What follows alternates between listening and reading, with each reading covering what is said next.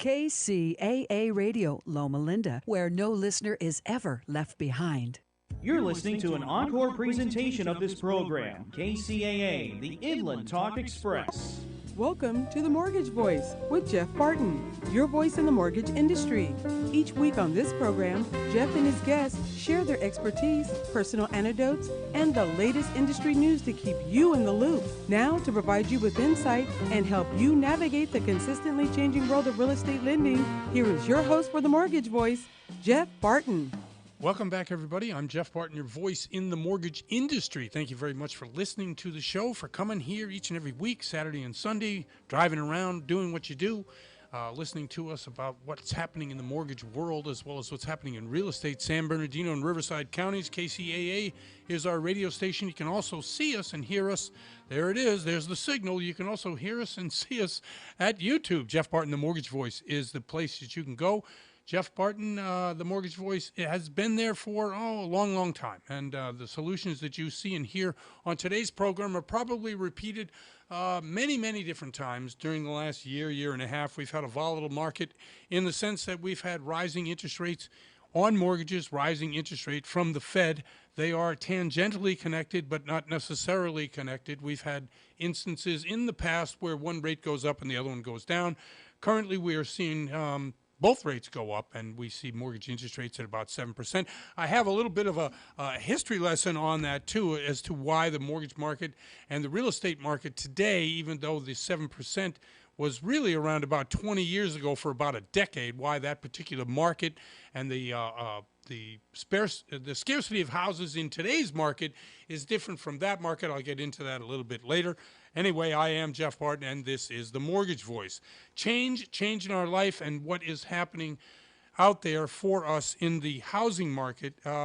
Change is different and difficult for many people, whether it's change by having young children go off to school. I know how difficult that is for any family experiencing that. Yes, it's exciting, but if you go from a full-time person at home doing childcare to now whereby you have 2, 3, 5, 7 hours a day by which you have free, it's a little bit scary. Why? Because the role by which you play in one world is different than it is in another world.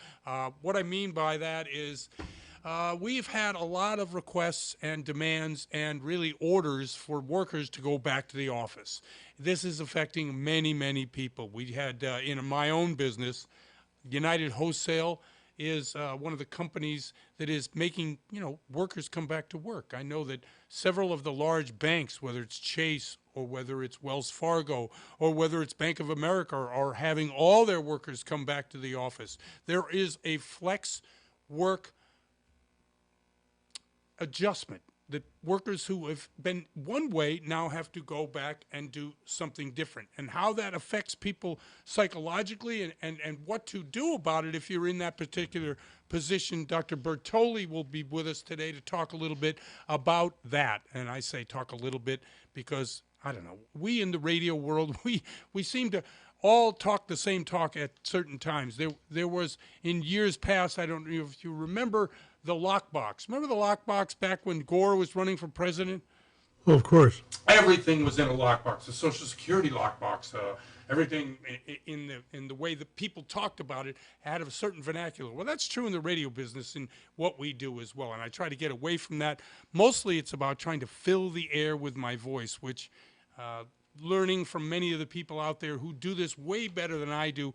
Air is not bad unless it's followed by stupidity. Now, we try to listen to many different aspects of what's going on in the economy. I listen to a lot of Bloomberg TV as well as Bloomberg Radio. I find that their coverage is even, it's fair, and it challenges most of the perspectives out there by differing opinions from different phases. Often they get guests on the show, as we do here, that come from a certain company and they're trying to sell a certain thing, whether it's a stock price or whether it's a certain viewpoint that the country is going a certain way. Larry Summers is a perfect example of a guy who gets paid to go on Bloomberg. He was a part of administrations past in the presidency, in the presidential administrations.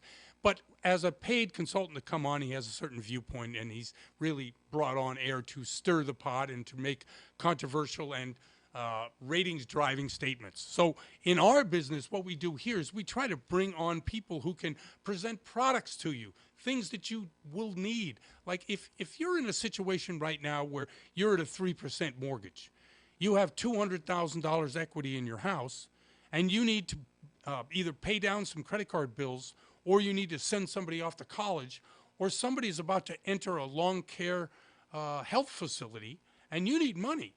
So the practicality of that is, okay, what are the options out there? So this is what we do here in trying to bring to you, even though the people we bring on, yes, they'd like you to call them up and use them. But the information is sound, because there's only a few ways that you can do certain things in the mortgage business. And because of the rising rates, both by the Fed and tangentially the mortgage interest rates, which are now above 7.5%, or close to 7.5%, the choices for you and how to get money out of your house or how to refinance or purchase is limited. The choices are limited. And even the ability in the choices that are limited are getting harder because banks are nervous.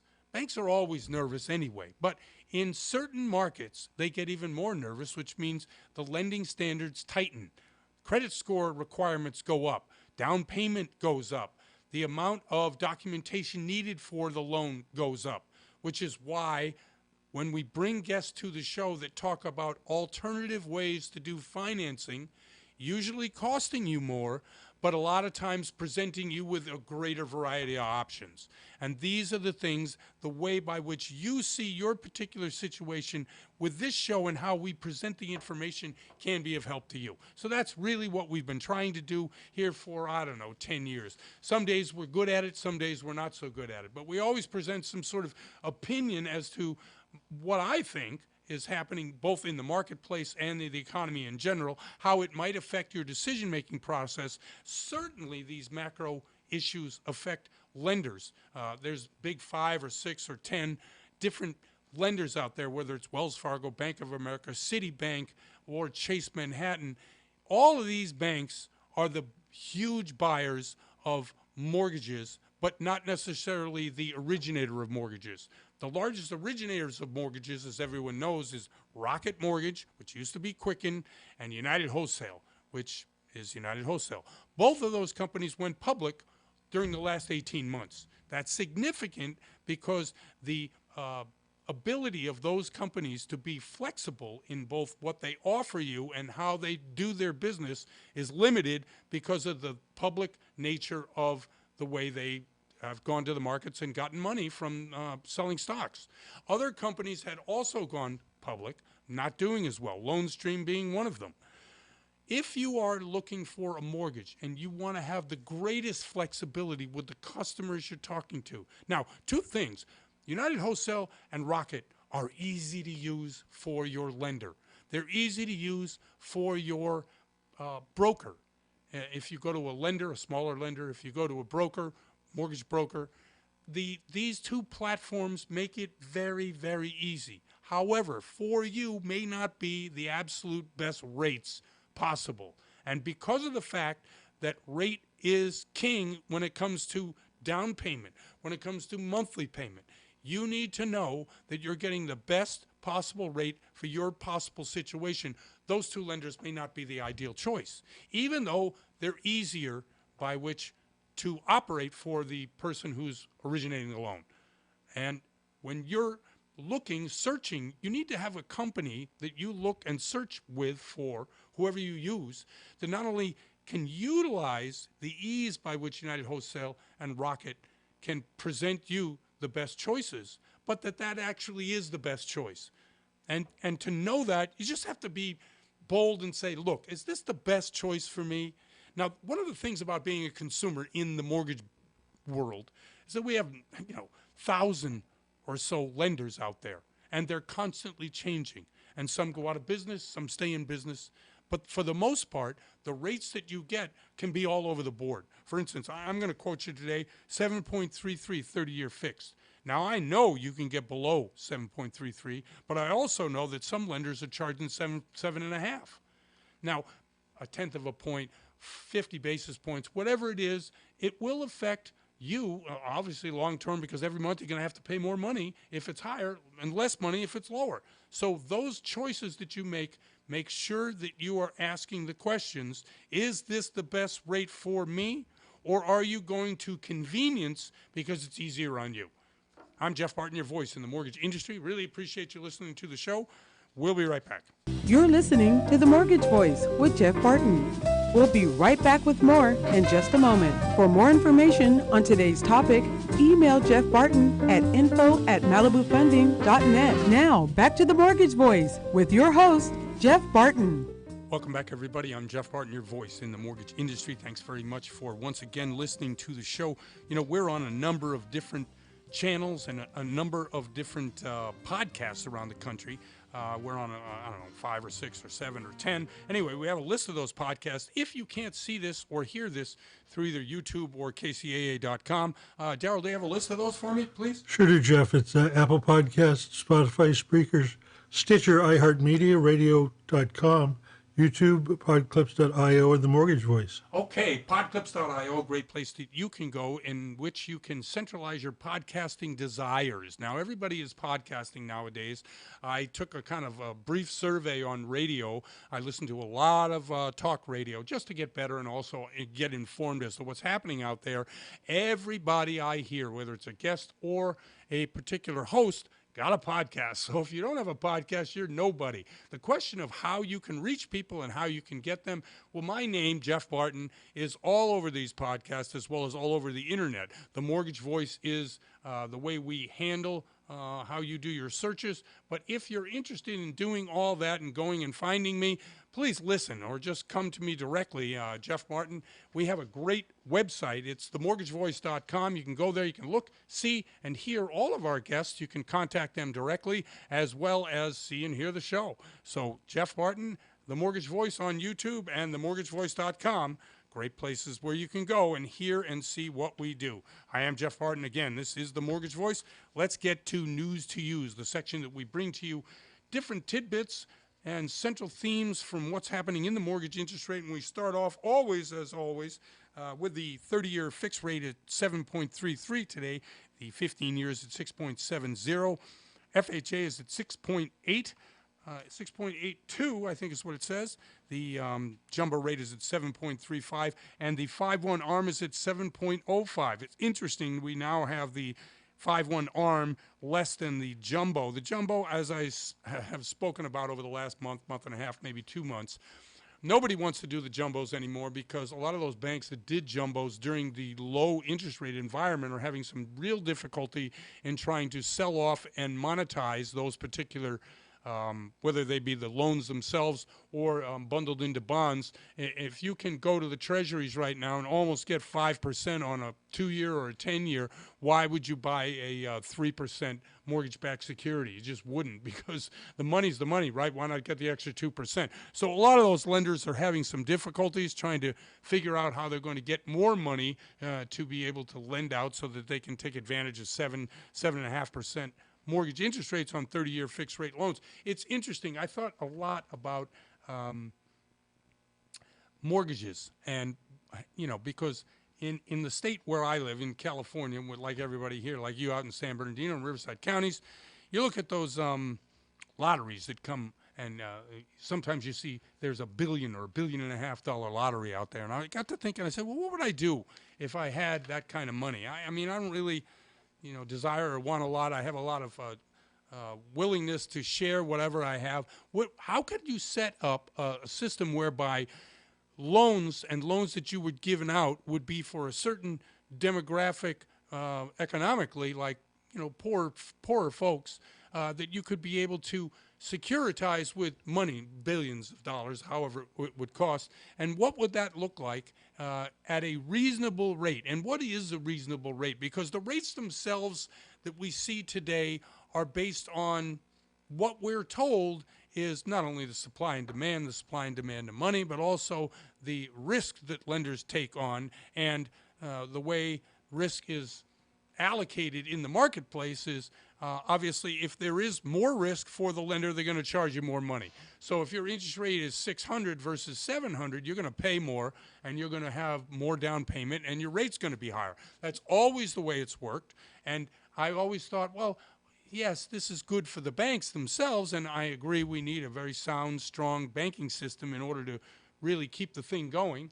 But how is that helping lower income people? And because we have lower income properties on the market, lots of them in certain areas, meaning that 100,000, 200,000, but a lot of people just don't want a 1,000 square foot house or 900 square foot house or a condominium in a certain area. How would we figure out the best way to be able to use my lottery money to fund loans to people? This is the kind of thought pattern I have on a daily basis. And I began to write down and kind of pencil in some things. Okay, 5% money, 20% down, up to $200,000 loan. How many houses are available in that range? And at 5%, well, the 2 years at 4.92%, the 10 years at 4.27.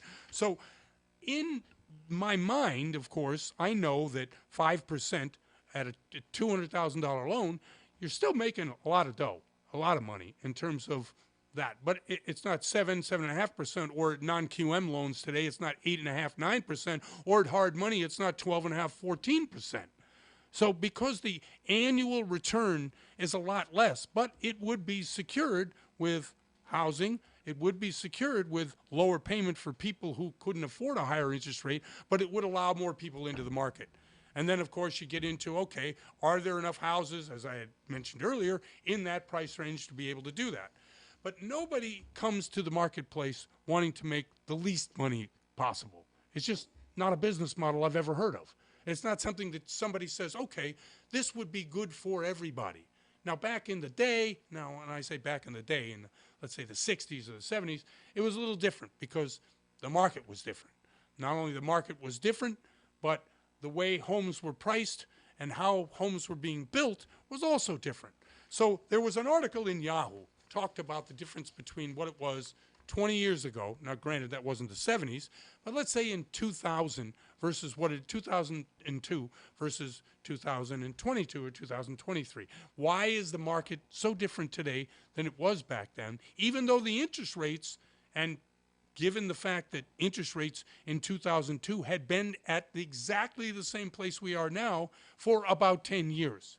Why is it that the affordability and the number of houses on the market were so different then than they are today? The exercise is interesting because there are different ways to do mortgages and mortgage interest rates and how it is. Now, I know you're out there and you're thinking, why am I listening to this when I'm really only looking for a house to be about $300,000 and about a 6.5% mortgage? Well, to get to that, you have to understand where we came from, where it is today, and why we're so stuck where we are today. Back in those days, prices were the way they are because of strict supply and demand. And because the interest rates being at 7.5% for over a decade, what you had is a steady supply of housing at that mortgage interest rate. And those buyers were steady, meaning that they had that same number or close to it for a given decade.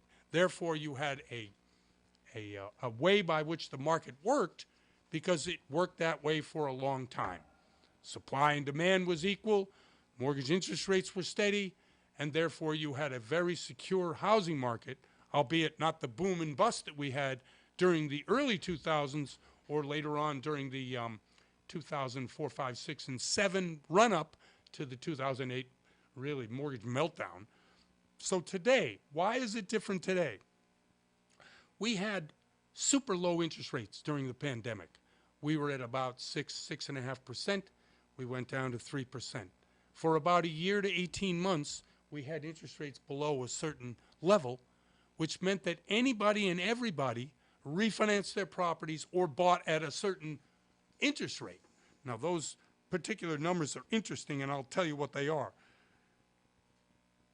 91.8% of U.S. homeowners had a mortgage with an interest rate below 6%. Redfin found, furthermore, 82.4% of homeowners have currently a rate under 5%. and 62% of homeowners have a rate below 4%. Now, in a normal market, i.e. everybody had an interest rate like they did back in 2000s at 7%, buying and selling houses, stepping up, stepping down, you had this constant stream because for all things being equal, prices were the same. In this market where you have all the 62% below 4%, who's going to give up that mortgage for a 7% mortgage rate? If you wanted to step up, for instance, I'm 65 and above, right? If I wanted to sell and move into a different home, I don't want to pay 7%. I want to keep my 3%. So the mortgage rates at such a low interest rate have locked the market. Anyway, we will continue. I'm Jeff Barton, your mortgage voice, and we will be right back. You're listening to The Mortgage Voice with Jeff Barton. We'll be right back with more in just a moment. For more information on today's topic, email Jeff Barton at info@malibufunding.net. Now, back to The Mortgage Voice with your host, Jeff Barton. Welcome back, everybody. I'm Jeff Barton, your voice in the mortgage industry. Thanks very much for tuning into the show, for listening to us each and every week. You know, we come to you via many different modes and ways. You can go to YouTube, Jeff Barton, the Mortgage Voice, themortgagevoice.com. We have a bunch of podcasts. A lot of ways that you can get to us are traditional and non-traditional. The radio station, KCAA, out there for San Bernardino and Riverside, Saturday and Sunday. That's when you can see us. You're driving around, you're going to the hardware store, maybe coming back from church or wherever you do on Saturday and Sunday. Flip us on. What are some of the call signs for KCAA? On the AM, it's 1050, and the FM is 106.5. Excellent. Thank you very much. These two stations, great signal, and we've been with them for about 9 years. So KCAA, and I want to thank those people over there. They do a great job bringing us to you, and as I said, have been doing it for a long, long time. We've been talking on the show today about access, about different ways by which the economy and historically how it's worked, the supply and demand cycle. Some of the things we try to get into in the interview phase is particulars. What are people doing? How are they getting loans? What are some of the products? And joining us once again, a great friend of the show, Charles Giscombe from United Security Financial. Charles, how are you? Great, Jeff. Thanks for having me again. Thank you very much, and thanks for coming on. I appreciate that quite a bit. You've been loyal and full of information for a long time. Some of the questions that we get, especially because, you know, the lockup that we have in the real estate market because the low interest rate, nobody's moving, nobody's buying, nobody's selling. If you have that 3%, what are some of the solutions for people who want to take some equity out of their house? Well, you know, Jeff, there's many different ways. You know, obviously with the market and the interest rates, like you said, some people want to stick and hold steadfast on those lower interest rates that they receive, you know, at our all-time low state. But obviously, there's you know, individuals looking to get money too, to do some other business, to buy some other properties. So some of the property programs that we've been looking at is, you know, standalone HELOCs. They have these second piggybacks that you're allowed to keep your first position loan. You can also go into a standalone HELOC, which is a fixed second rate. Obviously, you get to keep that first low interest rate, and then you can have a second, obviously a little higher, but your blended rate's going to come in real nice because you got that first initial low interest rate. Some other programs that you may take advantage of are some programs like 40-year loans that you may refinance on there. And what they allow you to do is stretch out the loan term. So even if the interest rate does go higher, obviously you're changing your first position loan, your lower interest rate, and at least you can write a check that's equivalent or a little bit more, but a good check that you can write every month, and you can take advantage of the equity that's in the house. Those are just a couple different things that we look at advising our borrowers to take a look at as far as if you want to keep that first position loan, that HELOC is very good. You can use it in the form of a credit card, or they'll give it to you in the form of a checkbook. And a lot now they're using AI for these standalone HELOCs. So it's really quick. Once you get approved, you can go in there and kind of custom and tailor fit what you want your home equity line of credit or your standalone home equity line of credit to look like. So there's many different features that have come into play in regards to that loan program. Interesting. One thing about USF, the company you currently work for, they're a national company that buys and sells loans, but also originates. What are some of the advantages of working with a company like that? Well, Jeff, it's always great when you're a direct lender, you're a seller servicer. Sure. What that means is that you sell directly to, obviously the Fannie Mae, Freddie Mac, Ginnie Mae. You have, these are direct seller servicers. So you can take advantage of the lower interest rates, obviously, because you're dealing direct. There's not as many overlays or different things that are put in place, so you're getting raw pricing, and you can get lower interest rates. You get a quicker turnaround time when you're dealing direct in most cases, and obviously they can be a little bit more flexible with borrowers. Since they're servicing these loans, obviously they can manually underwrite some loans if people are having some difficulties and make considerations and concessions for individuals that may not happen before. So there's definitely advantages to dealing direct, and there's a lot of other loan products that we have that you can utilize in there. I love Malibu Funding and the awesome products and programs that we have, and USF just offers another batch of programs like down payment assistance. They have their own down payment assistance programs we have over there, and a number of different programs that individuals can take advantage of that they might not normally get because they're servicing these loans in-house. That's interesting. I think when explaining to the general public what we do is mortgage originators, mortgage securitization, anything that can allow more options for the borrower. A lot of borrowers just get confused and lost, and they have to rely 100% on the loan officer. And I preach all the time to people on air, please, take your time, do the research, figure it out, ask a lot of questions. What's the balance for you when you talk to clients? Because a lot of clients are skeptical and scared, but they don't know anything and don't even know how to go about finding the information. You know what, Jeff? Just as long as we've been doing this, it's a lot of time taken, tried and true on different things that we can help our clients get more comfortable. At the end of the day, I always want to teach people what they're doing or ask for what we need to do in regards to get a transaction done. But at the same time, I want them to know why. Mm-hmm. I want them to know why. Because the more we teach them and have them understand, the easier the process goes along as we go further in looking for your first home and your second home and your investment properties. So obviously, we're working really hard out here to give them the service that we want to provide. But at the same time, this is also a patient person's business as well. That's all I can really say to be more knowledgeable. And as a loan officer and an originator, you have to take the time out, to sharpen your skill set and make sure that you're taking some time, because it's also some book knowledge that you're going to have, mm-hmm. and just understanding of all the products, programs that are available. And you have to be able to translate that to your client in layman's form. So you have to be able to break it down into basic forms, because sometimes, and most times, that's the way you can turn a client off. If you're speaking above their head and not breaking it down for them and making them understand, sometimes it comes a little intimidating. It's a way for you to quickly lose clients if you don't take your time. No, I agree with that. And I think what you do and how, you speak with people, you take that time and really lay it out so that people not only understand what they do, but they accept whatever. And sometimes it's not the best news. Sometimes you have to tell, hey, this is going to cost you some more, or we can't do that because the program itself changed. And that's absolutely okay, as long as it's been a process all along where information is easily transmitted as well as accepted. I think that's as important. Completely agree with you, Jeff. I always say good news, bad news, indifferent. Right. You have to keep them informed. You have to tell them what the choices are. At the end of the day, a lot of this stuff is out of our control. The only thing that we do have control over is understanding why it's happening and what it means to that individual and their particular loan structure and situation. If there's alternative options that we can provide them, even in crisis market that people believe, that's the best they can ask for. The truth, the honesty, the understanding. We always try to deliver that.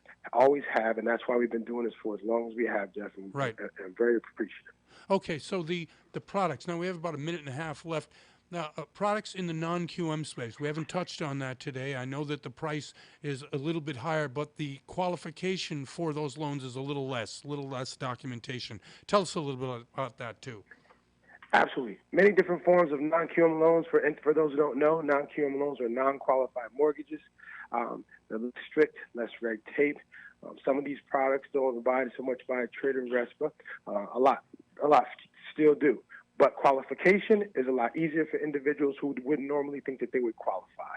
Individuals that don't have traditional financial structure, meaning tax returns, W-2s, and paycheck stubs, can find themselves in a non-qualified mortgage that will allow them to qualify with some other alternative options that may be easier for them to attain. For example, if you don't have your tax returns, but you do have, as a business or entrepreneur and individual, you have 12 months of bank statements. You can utilize the average of those 12 months of bank statements that you deposit funds in there as your new income. In most cases, your income is going to look higher than they are in your tax returns because in your bank statements, you're not writing anything off. So now all the deposits will act as your income. You divide that by 12, and that's your new income. A lot of times, it will alleviate the pressure that you would normally have on your debt-to-income ratio because taxes write you off and show you at a lower income, right. But bank statements don't lie. The other things that you can utilize profit and loss, a CPA. If you have a CPA and you're doing business, you can do a profit and loss statement that will show you what your income is. It's almost like more of a less doc loan just to show that you're making the income and you have the ability to repay the ATR you hear us talk about all the time. All right. There's also DSCR loans. These are loans if you're buying investment properties. As long as that property can debt service and you have market rent comparables that will show that this will debt service, this loan is easy to get into as well. With a DCR ratio of 1% or above, you get qualified for a loan. Obviously, we have to go more in depth on explaining that to people, but these are all options that are out there for individuals who feel like they don't have the traditional financial structure and don't feel like they have the means to get into a transaction, but you really do. There's options out there. The beautiful thing about non-QM loans, they can go up as high as 90% LTV. That's amazing when using bank statements and being able to put 10% down.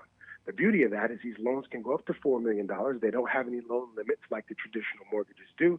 They also don't have any mortgage insurance. So these are little things that will cut down your payments so that when you're making payments, even though in this higher interest rate market, you still can stroke a check, still be confident and know that you have a fair deal and that you can be qualified out there. That's excellent information. I'm sorry. I wish we could continue. We're just up against the clock. Could you shout out a way by which people can get in touch with you about some of these great loan products and about, obviously, a great loan officer to help them? Absolutely. You can get in touch with me at cgiscombe at usfwholesale.net. That's cgiscombe at usfwholesale.net. And you can always reach me on that same old Las Vegas 702-328-5191. Excellent. Charles, thank you very much for coming on. Great interview, and I really appreciate it. Jeff, I appreciate you having me always. Oh, excellent. That's Charles Giscombe from USF. I'm Jeff Barton, your voice in the mortgage industry. We'll be right back. You're listening to The Mortgage Voice with Jeff Barton. We'll be right back with more in just a moment. For more information on today's topic, email Jeff Barton at info@malibufunding.net. Now, back to The Mortgage Voice with your host, Jeff Barton. Welcome back, everybody. I'm Jeff Barton, your voice in the mortgage industry. Thanks very much for tuning in to the show, for listening each and every week. You know, we do bring this show to you on Saturday and Sunday. San Bernardino, Riverside counties, driving around out there, hardware store, school events, maybe a soccer game on one of those 2 days, maybe some church. You certainly can listen to us, AM, FM. We bring you some information that can be useful if you're looking to either refinance or buy a house. Certainly those things are things that are stress-making and causing people to be able to, go into a bit of a panic. We've seen interest rates rise way beyond what they have been. Everybody knows that. I know I'm just sort of preaching to the choir. But in order to be able to take full advantage of information, you need to be in a certain place, both mentally and emotionally, to be able to not only receive the information, but act on the information. Now, we talk to Dr. Jeannie Bertoli over the years and through this year about the stresses that all this can bring upon you, and she joins us now. Dr. Bertoli, how are you today? And thank you for joining the show. Jeff, I'm so glad to be here with you and your listeners. Well, thank you very much. We always come to you during times like this. We're in an interesting time economically. I know you both have a practice, but also you are a professional in the real estate world, buying and selling properties and acting as landlord in some instances. How do you see the transition that we're going through to this higher rate affecting people, the decision-making process, and what's your recommendation as to how to approach it? So from a real estate perspective, what I'm seeing is that people are they're buying less often. There's a lot more caution. There's a lot more thoughtfulness, which as a mental health professional, I can tell you it's a good thing to be methodical and thorough in the thinking. So I think this is a good thing.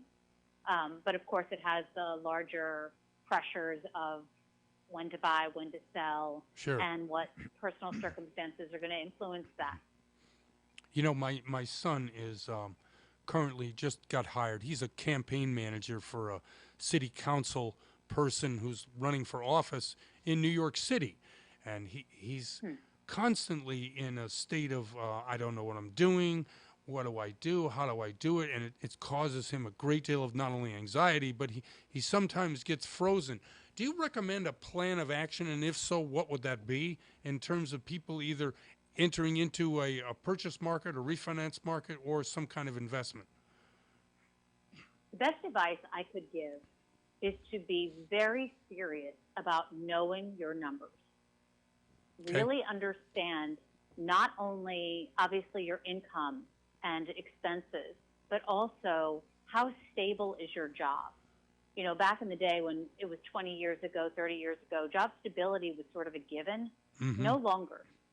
The loyalty between employer and employee just doesn't exist in the same way that it used to. No. So I would say be very serious, have a very honest and serious conversation, and then I would pull in people that you trust to have them look at the numbers and ask, is there something I'm missing?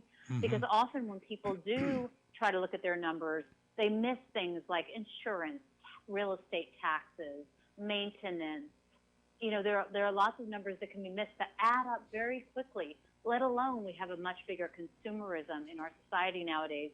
So just day-to-day expenses of the lunches out and the coffees, again, things that weren't a given 20 or 30 years ago. So really understand the decision that you're making and the financial implications, because once you make that purchase, you're tied to that purchase for some years. No, I think that's excellent advice. And obviously, based on how I'm hearing you say it, meaning the tone and the way you're delivering it, this comes from a wealth of experience, your own experience in the business, making mistakes or making successes, and a track record. Novices getting in the business really have to pay attention to these details when they start investing in real estate. Yes? Yes. I really started out, when I first started purchasing properties, I started out with very low price points. That's one way I did it. Mm-hmm. And even though the rent I was making was low, or actually it wasn't just the rent, it was the profit I was making was very low. So was my investment. I wanted to get my feet wet. I wanted to really understand what I was doing and get used to it without big numbers. And I think that's a mistake people often can make, is they'll buy some big property because of the big potential profits, but not Right. understanding that a month without a tenant can erase your profits for the year. So yes, I've been doing this myself. I've had up to 7 properties. And actually, Jeff, news to you is I only have 2 left. One I Okay. live in and one that I rent out, and that is now local. I've had properties far away from where I live, but I've decided to only have a property that's just down the street from where I live. So yes, life has changed for me as well, and so has my real estate portfolio and plan. Interesting. And I was going to ask you about that, the difference between owning properties in, let's say, a distant state or another state or 150 miles away or whatever it is. But what's the difference between that and obviously the one that is down the street from you in terms of both cost and anxiety and all these other things that can come up? I've had a lot of luck with having properties at a distance. I only purchased properties when I was living there. I purchased my D.C. place when I lived in it, when I was living in D.C. But when Okay. I left, I didn't sell it. And then when I lived in St. Louis, I bought one property, I lived in it, and then I bought other properties in the same building when I was there. It's just that I never sold after I left those cities. So for me, the key, I never had that much difficulty because my probably top point in being a landlady, if you want to call it that, being an investment owner, is that I always was very selective with tenants, and I didn't go for the first person who put in an application. I knew that by not living there, there was a lot of trust and a lot less, I could see what was going on. Right. So it was very crucially important to have that tenant selection. I used my instincts. I could, again, use other people's impressions of people. But at the end of the day, I found that my instincts were the top for tenant selection. So I strongly suggest doing that right. Now, in that, of course, you have to abide by whatever the state regulations are for accepting applications and how you do credit scores and not profiling. Is that ever a problem? I know you as a person is to not only be fair and honest and straightforward, but that I wouldn't see this as a problem. But did you ever have a tenant or somebody accuse you of something by not getting the apartment? You know, frankly, just the opposite, Jeff. Okay. Just as you were saying that, one of my perspectives was I wanted to give people a second chance. Okay. So when people's credit scores were not great, Right. that didn't mean I wouldn't take them. And I think sometimes that engendered some loyalty and some appreciation because I would put conditions in place. I wasn't reckless about it, but I would say, okay, we need to have a co-signer. Okay, I need to have 2 months. You're saying this is an issue of the past. Well, then I need to have 2 months deposit. You know, like I would put conditions in place to make sure I wasn't being foolish. But when you give people, everybody deserves a second chance. Agreed. Everybody can mess up, and they can't get that break. So yes, that was my my mode of operation. So the mood of the country in terms of buying and selling, the interest rates going up, what do you feel? You're in the marketplace. You're not only a professional in what you do in the mental health field, but you're also pretty good at seeing what's happening and getting a feel for what's happening. I have my own opinion, but I'm dying to hear what your opinion is of so where the market is in relationship to buying and selling, whether we see an optimistic country out there, whether we see a pessimistic country out there. Where do you see it? Okay, I'm going to give you 2 points. Okay. One is when it comes to interest rates, my opinion is they're going to stay relatively high compared to what they've been in the last 5 years for some time. I do think they're going to go down, but I think they're going to go down in such a stair-step fashion that people aren't going to feel that big exhale. Okay. I think it's going to be incremental, and I think that sales are going to go just to stay relatively stable, relatively low compared to how they have been in the last 5 years. Okay. Secondly, my second big point is how the country is feeling and doing. And the divide in our country, unfortunately, there is just such division and such anger along political lines, and people seem very entrenched in who's right and who's wrong. And that has caused a disgruntledness, a discord in families and communities and in our country. And I do not feel like this is going to be resolved anytime soon. But what I believe the answer is on that neighbor-to-neighbor level. It's on that coworker-to-coworker level. Not getting into politics, just caring about another person, just offering kindness, just offering a smile, and leaving the rest of that behind. That's how I'm living now because I can't take the discord. I have no desire to be a part of the level of anger and hatred that is going on. This happened. No, this happened. No, this happened. I'm not interested because I want to be happy and I want you to be happy. I can't control whether you're happy, but I do not want to be in that level of intensity that is palpable. Yeah. I don't want any part of it. So I would say know that you can opt out. Yeah, that's a great way to look at it, and I do it all the time. And sometimes it puts me at odds with my surroundings because you're surrounded in it, and I'm like peaceful, trying to just, like you say, be kind, be nice to somebody. Anyway, I really appreciate your opinion on that. We've run out of time, unfortunately. I want to have you back on soon because I always love talking to you. Dr. Bertoli, Now, I know you have a practice and a website, and you've got a couple of books on the marketplace. We didn't get into any of that, but if you want to leave a way, at least on the air here, by which people can get in touch with you if they'd like to chat with you, please do so. I think I'll just leave my phone number today. Sure, it is that's fine. 727-727-4271. I did just get licensed as a marriage and family therapist here in Florida. Oh, and excellent. so you can reach me, and I'm the couples expert. So 727-262-4271. Dr. Bertoli, thank you very much once again coming on the show. Really do appreciate it. Thank you. Bye-bye. Thank you. That's Dr. Jeannie Bertoli. I'm Jeff Barton, your voice in the mortgage industry. We'll be right back.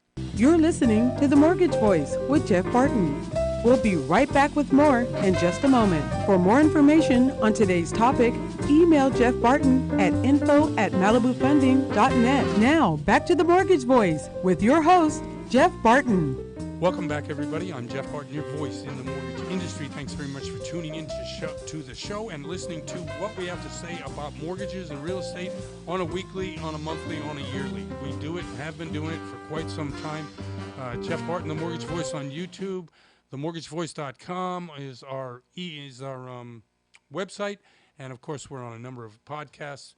And one of the podcasts that we're on, podclips.io. I talked a little bit earlier about centralizing your podcast needs. This is a great place where you can go. Podclips.io centralizes not only me, and we're in the finance section, but there's health, there's sports, there's lifestyle, there's a number of different experts there. There's a bunch of ADA stuff, which is, of course, alternative dispute resolution, which anybody in real estate, which is part of what we do on this show, is a great place where you can figure out if something goes wrong in your purchase contract.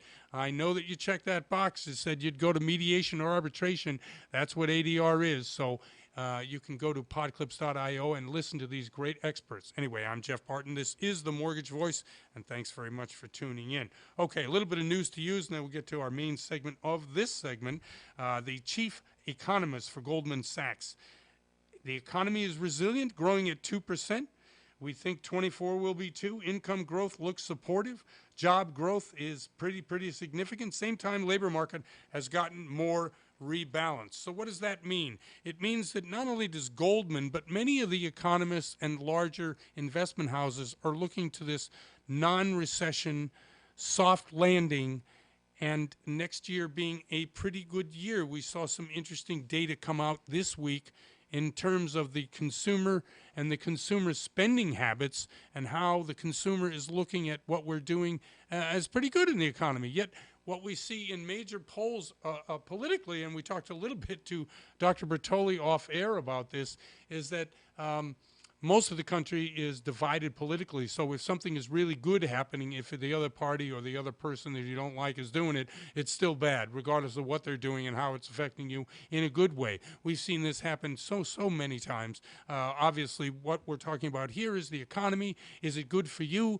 Obviously, inflation is up. Who's to blame? We always like to blame somebody and then put somebody else in there. I think what Dr. Bertoli was saying about trying to get together and come to a center place with you, your life, and your neighbors is a much better approach to not only calming yourself, but being able to handle whatever economic issues are there for you and your family. Now, we saw last month the jobs created 187,000 jobs. Now, it's not the 287 or 500,000 it was several months ago, but it's still a pretty impressive number when you consider we've had job expansion since the pandemic has really come through and gone its course, as well as the hike in the interest rates by the Fed and mortgages.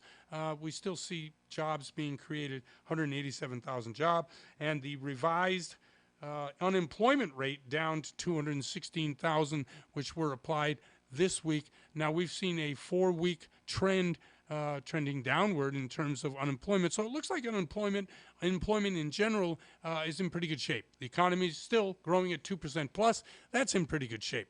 So all of these things, if you're out there and you're looking to buy a house, what you need is steady employment. What you need is someplace where you can say, hey, look, I work here and I will work here for X amount of months, years.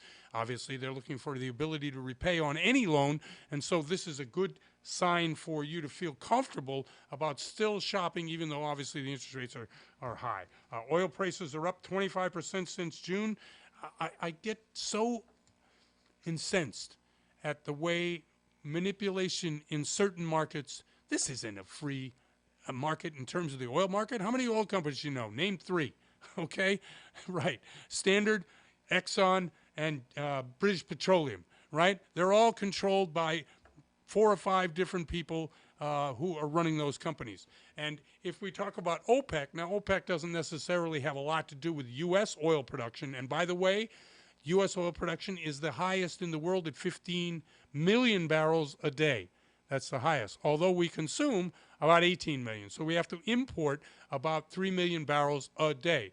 Now, what happens when we have oversupply is cutting supply will keep prices high. We see the price on, let's see, Brent crude, I think it was $83.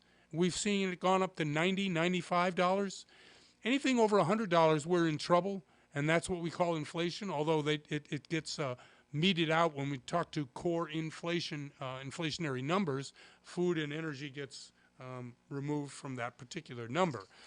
So, okay, let's see, back to work, back to the office. We talked a little bit about that as well. A lot of major companies asking everybody, telling everybody they got to come back to the office. Let's see, the pandemic shifts could erase $1.3 trillion of real estate value in big cities. This is why people are being forced back to the office. Most of the banks, and I would say all of the banks and all of the investment houses, make money on the loans that were made for office buildings in downtown cities across America. If you have the option not to go into those cities, it's going to hurt the value of those buildings, putting pressure on the loans that those people who are renting in those buildings gave to the people who are owning those buildings. Meaning, you don't want to shoot yourself in the foot by allowing people not to come back to work, devaluing the product that you're loaning on, so you make them come back to work in order to make sure that those buildings are full, those offices are full, and the asset, what did I say, $1.3 trillion of real estate value doesn't get devalued. That's an incredibly important story that we are continuing to follow, obviously here at the show, but if you read it online and see it, you too can make sure that that doesn't happen, because lowering office space valuation is only going to hurt you, because if they're in trouble, the banks, I say, who are lending out on commercial, because all of these banks are intertwined. Let's face it, one bank lends to another bank. That's what the overnight bank rate is. That's what the Fed keeps raising. We have different requirements for certain banks to keep a certain amount of money on their books overnight, every night. So this overnight interest rate that is now 5.35 to 5.75%, that number is borrowed every day by banks lending to other banks because of the liquidity issue dealing with what the Fed requires them to have. The FDIC requires them to have. Anyway, so let's just move on to the next thing. Let's see, Country Garden, yes. We talk a lot about China, a lot about what's happening in China. They're very intricately, obviously, entwined in what we do here in the U.S. Most of the products that we import are from China, although the growing number is from Mexico and from Canada. But a great deal of our product and sourcing of raw materials is through the Chinese market. Country Garden was one of the largest developers in China. They did not default on their dollar bonds. A lot of these companies, when they're looking to continue to build. Now, understand, taking 400 million people from poverty, 20 years later, having them all in housing in middle-class neighborhoods, all around China, hundreds of cities, 700 projects by Country Garden alone is not an easy task. So in order to do that, you've got to get money. They raise money. A lot of different ways to raise money. One of them was in the international markets, dollar bonds. They would pay off in dollars. They would sell bonds, i.e. corporate bonds. And by the way, corporate bond season is competing with the treasuries right now. So that's why you've seen the treasuries tick down a little bit.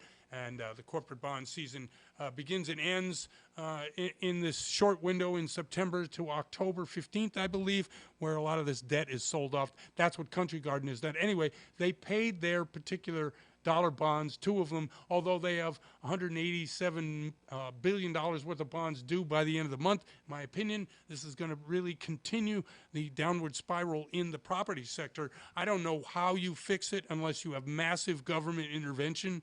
That's not happening. They're trying to fix it piecemeal. I don't think that's a good idea. But this is a centrally directed economy. In the U.S., when there's trouble, there's a bailout, it's over. In China, this, because it's continually centrally bound, and because of the last 3-4 years, we've seen the central government actually reassert itself into the central position of planning for, the economy. I think both of these things are going to make it hard. And why does that affect you? Because the prices you're going to have to pay for certain things like oil, certain things like products that you buy that are made in China, all of these things are going to drive the price up, and that's not a good thing. Anyway, I'm Jeff Barton, your voice in the mortgage industry. I didn't get to half of what I was going to say, but sorry about that. We'll see you next time, and thanks for listening. You're listening to The Mortgage Voice with Jeff Barton. For more on today's topic, visit www.malibufunding.net. A journey of 1,000 words begins here. KCAA.